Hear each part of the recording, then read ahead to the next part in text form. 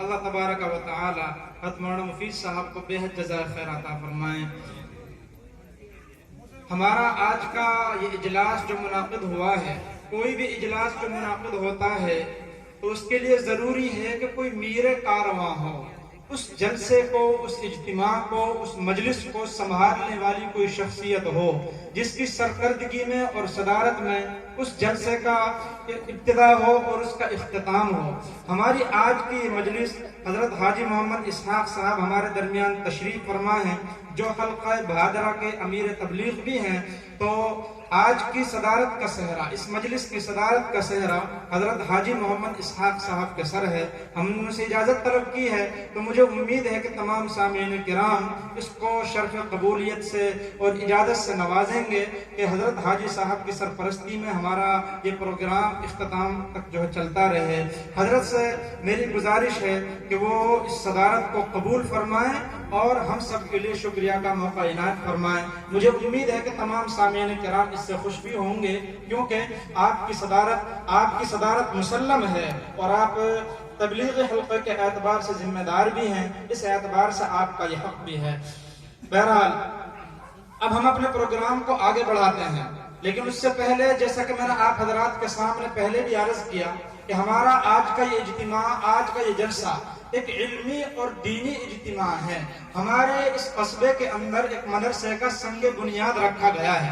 میرے دوستو، ہم سب کو غور کرنا چاہیے کہ قرآن کریم میں اللہ تبارک و تعالی نے ہم سے کیا مطالبہ کیا ہے۔ قرآن کریم میں اللہ تبارک و تعالی نے جو سب سے پہلی آیت نازل کی، محمد مصطفیٰ صلی اللہ علیہ وسلم پر جو سب سے پہلی وحی آتی ہے، حضرت جبرائیل علیہ السلام تشریف لاتے ہیں، آپ کو فرمان سناتے ہیں، اقرأ بسم ربک الذی خلق۔ اے نبی پڑھیے۔ نبی علیہ السلام نے کہا ما انا بقارئ، اے جبرائیل میں پڑھا ہوا نہیں ہوں، مجھے پڑھنا نہیں آتا، میں کیسے پڑھوں؟ حضرت جبرائیل علیہ السلام نے آپ کو اپنے سینے سے لگایا اور دبوچا دیا، پھر آپ نے کہا اقرأ، اے نبی پڑھیے۔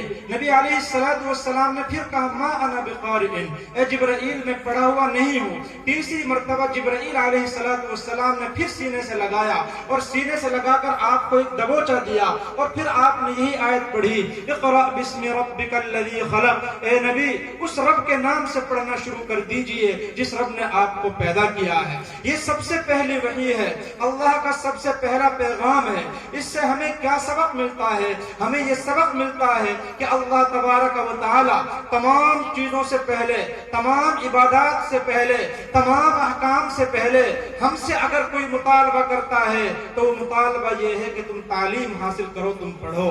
اللہ نے دیگر احکام نازل کرنے سے پہلے، اللہ نے نماز کا حکم سے پہلے، روزے کے حکم سے پہلے، سب سے پہلے اللہ نے پڑھنے کا حکم دیا۔ رحمانیہ مسجد کے درمیان معلوم ہو گئی کہ اس امت کے لیے اللہ کا سب سے پہلا مدرسہ کی سنگ بنیاد یہ امت تعلیم رکھی جائے گی، تعلیم کو حاصل کرے۔ کچھ سمے بعد اور تعلیم میں بھی ہمارے اوپر علم دین کی تعلیم حاصل کرنا اتنی بادرہ شہر کے جس سے ہم حلال سبھی اور حرام امام کی پہچان کر سکیں، یہ فرض ہے۔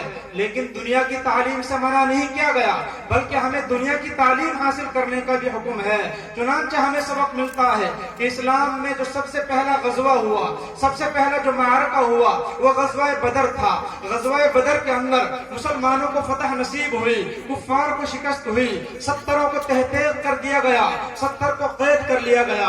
اس کے بعد مسلمانوں کے درمیان اللہ کے نبی کی نشست میں یہ مشورہ ہوا کہ ان لوگوں سے کیا معاملہ کیا جائے جن کو قید کیا گیا ہے۔ تو صحابہ کرام کی مختلف رائے آئی۔ ایک رائے یہ آئی کہ مال لے کر چھوڑ دیا جائے، لیکن جو رائے پاس ہوئی وہ رائے یہ تھی کہ ان لوگوں کو مکلف کیا جائے کہ ان کے پاس جو بھی تعلیم آتی ہو وہ تعلیم ہمارے مسلمانوں کو سکھلائیں، اور وہ تعلیم سکھلا کر جب فارغ ہو جائیں پھر ان کو آزاد کر دیا جائے گا۔ غور کرنے کا مقام ہے کہ یہ وہ وقت تھا جب مسلمانوں کے پاس نہ مال ہے، نہ ان کے پاس جائیدادیں ہیں، نہ ان کے پاس کھانے پینے کا مکمل نظام ہے، نہ ان کے پاس سواری کے لیے اونٹ اور گھوڑے ہیں، تہی دست ہیں، مال نہیں ہے۔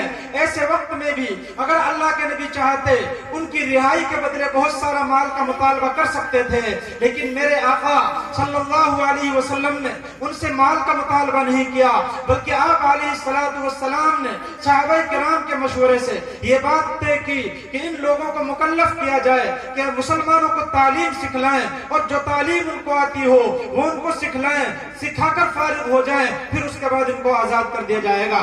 آپ غور کیجئے کہ ان لوگوں کے پاس قرآن حدیث کا علم نہیں تھا، ان کے پاس دین کی تعلیم نہیں تھی، کیونکہ وہ تو ابھی تک مسلمان ہی نہیں تھے، ان کے پاس دینی علوم نہیں تھے، ان کے پاس دنیا کی زبانیں تھی، دنیا کی تعلیمیں تھی، عصری علوم تھے ان کے پاس۔ لیکن میرے آقا نے کیا فرمان جاری کیا؟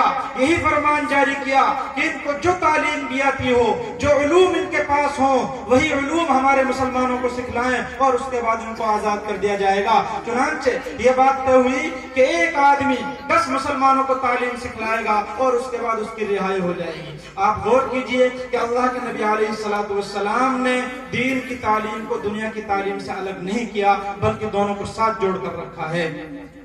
اکبر الہ آبادی رحمۃ اللہ علیہ کا ایک شعر ہے، اس کے اندر وہ ہم کو ایک بہت گہرا سبق دیتے ہیں، اس سبق کو حاصل کرنے کی ضرورت ہے۔ انہوں نے کہا کہ تم شوق سے کالج میں پڑھو، پارک میں پھولو، جائز ہے کہ غباروں میں اڑو، چرخ میں جھولو، بس ایک سخن بندہ عاجز کرے یاد کہ اللہ کو اور اپنی حقیقت کو نہ بھولو۔ انہوں نے یہ سبق دیا کہ تم شوق سے کالج میں پڑھو، دنیا کی تعلیمیں حاصل کرو، اونچی سے اونچی ڈگریاں حاصل کرو، اپنے بچوں کو انجینئر بناؤ، ڈاکٹر بناؤ، پائلٹ بناؤ، اپنے بچوں کو اعلیٰ سے اعلیٰ عہدوں پر فائز کرو۔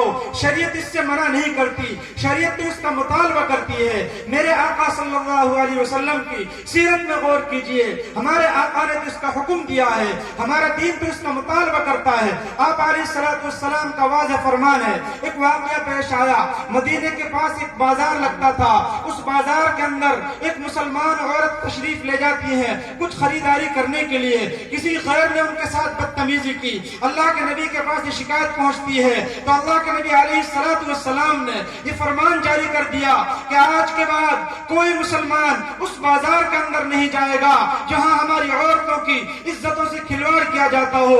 آج کے بعد ان کے بازار میں، ان کی دکانوں سے کوئی خرید و فروخت نہیں کی جائے گی۔